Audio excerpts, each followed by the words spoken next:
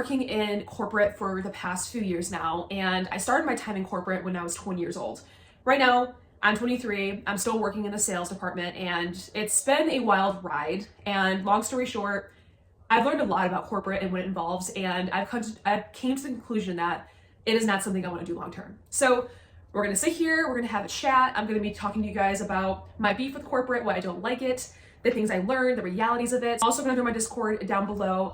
This is Discord. If you are someone who's wanting to leave corporate or wanting to start a business and you just want to communicate with like-minded people, join the Discord below. It is young and growing, so bear with me. I'm currently trying to get more people added to it so we can actually start being more collaborative, but feel free to join if you do. But anyways, let's go ahead and get into the topic of this video. Like I mentioned before, I started in corporate when I was 20 years old, and when I first started, I was very excited.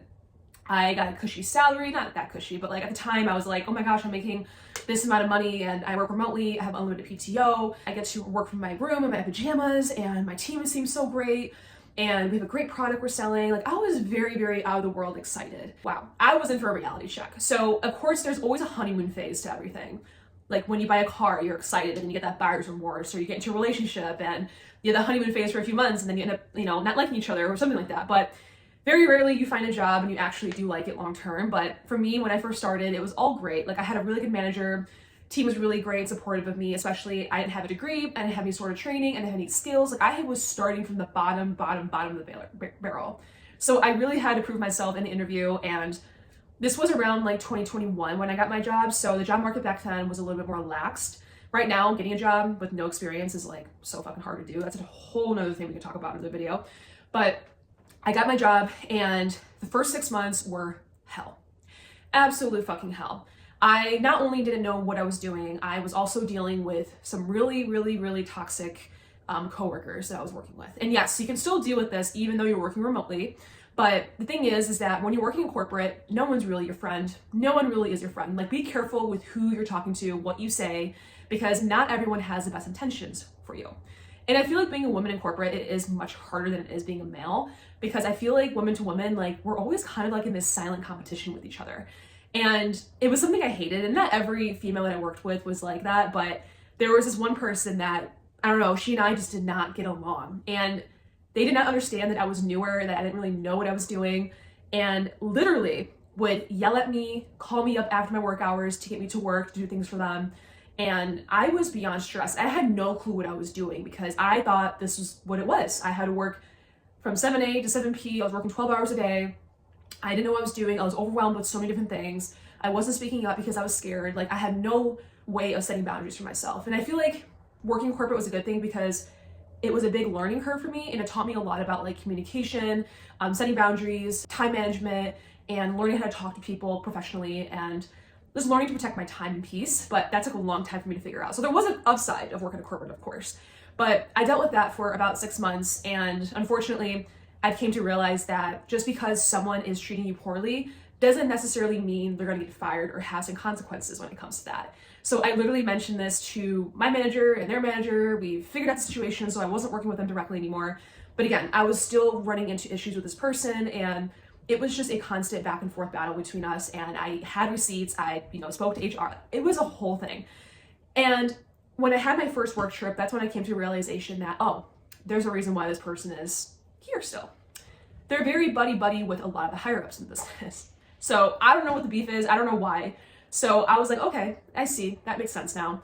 And there was a lot of other people saying things about this person. And again, they're getting away with it because not only were they really good at their job, they probably had something on with the other higher up people. I have no idea. So this is all, I'm just assuming this may have what happened. But I dealt with that situation. Unfortunately, I realized that you can say something, you can complain about something, but if the managers and the higher ups like that person, they're not always going to do something about it. They may just brush it to the side. They may let them get away with it. And again, it's all about liking who you like and all about, having those good relationships.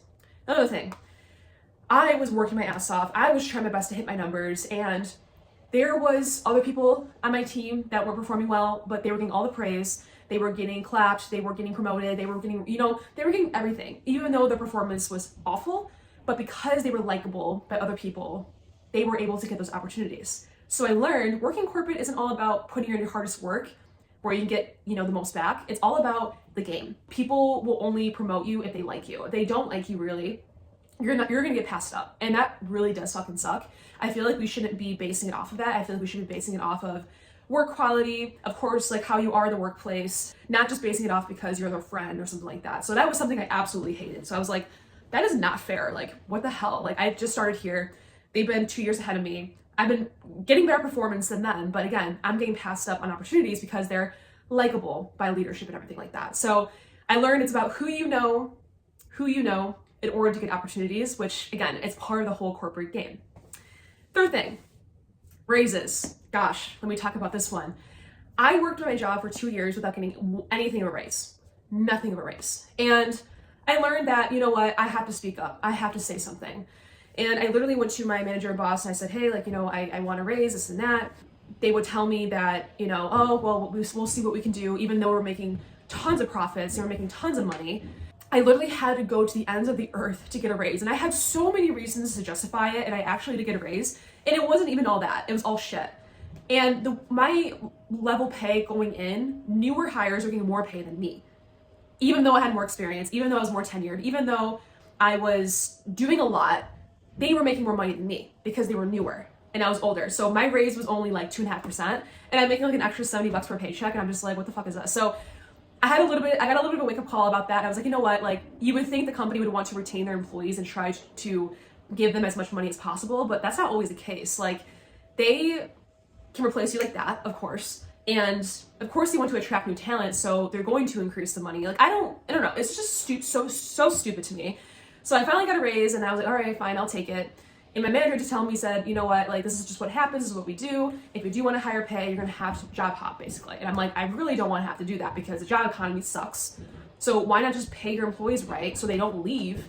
Because hiring an employee is a lot of money, a lot of time, and it's difficult to do, it's a risk. So why not invest into your employees who have been working there for years? It doesn't make sense to me. That was another reason. And going into another one. So I had, every year we get like reviews, like annual reviews on performance and how well you're doing. And I remember like I got like an exceeds expectations review, and I was very excited. I was very happy about it. I'm like, oh, this is awesome. This is amazing. And I'd asked my manager, I'm like, oh, like, can I, how can I get an exceptional review? Like, how can I be a better employee? Like, what do you look for in somebody who does that? And they literally told me, like, Delilah, like, you deserve exceptional. I just can't give you that because I guess it's really rare to do that. So I was like, oh, okay. And they told me, when you're working corporate, you don't want to be at the top of the list, you don't want to be at the bottom of the list, you want to be in the middle. Again, a whole game. And I'm just like, this doesn't make any fucking sense to me. You don't want to be the best, nor do you want to be the worst. And I'm just like, well, why? And they said, the thing is that they're going to hold that expectation for you. So let's just say next quarter, I get meets expectations, which is great. They are going to see that as like, what's going on? What's wrong? Like, that just seems like a little off, like what's going on? And I'm just like, that's just like not fair. Like, she did end up giving me an exceed or exceptional rating, and apparently it got flagged in the system to where HR literally had to ask them, why did you give this person an exceptional rating? Which is so dumb to me. I'm just like, that's so stupid. And I had another manager, who gave me meets expectations, and they told me, well, we don't give anything exceeds or exceptional. That's just what, we don't do that. No one gets that. I'm just like, then why do you even have it? You know what I mean? It just seems like really weird to me. And even though my performance was well, like I got no automatic raise, I got no recognition really, it was just more work. I was rewarded with more work. So that's really what happens. Like, you don't want to be doing too much, which is why I will always recommend to people, like, do your bare minimum, make the money you make, ask for more money, and then increase your work output. Like, don't work more or do more unless they are paying you what you're worth, is what I will say. But the thing about me is that, like, I have such a hard time just doing the bare minimum with things. I always want to do the best I can. So doing that is hard for me, and it's really frustrating to me because I feel like companies should be treating their employees better instead of just like hiring and firing left and right and not retaining employees, because the way you treat your employees will significantly impact your business, whether it's negatively or positively, because the employees are the foundation of the business. If you are someone who does work really, really hard and does a really good job and you're going above and beyond your position, and this is another reason why I'm going to tell you, do the bare minimum, is because people who tend to lie their way and play the game and do the bare minimum are more likely to get promoted than people who do the opposite of that. Is that right? That just seems wrong, right? So a lot of the reasons why these people have like big jobs, big titles, is because they didn't always get there ethically. There's always something behind it, and that's the way that I'm seeing it. And I'm literally stressing out every day about like the potential to get laid off. It happens. And that's why I'm even creating this channel. That's why I'm even like talking about leaving my corporate job, because like it is so scary out there. And the fact that a business and company can literally lay you off in a second and you can lose all your benefits and all your pay, not even get a severance, it's scary.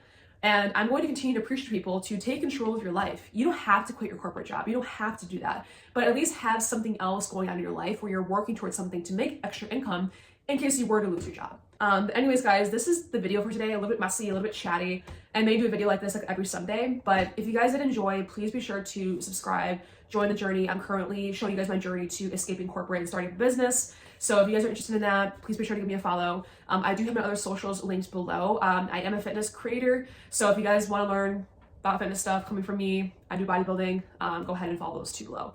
Anyways, hope you guys have a great day or night, and I will see you guys in the next video. Peace.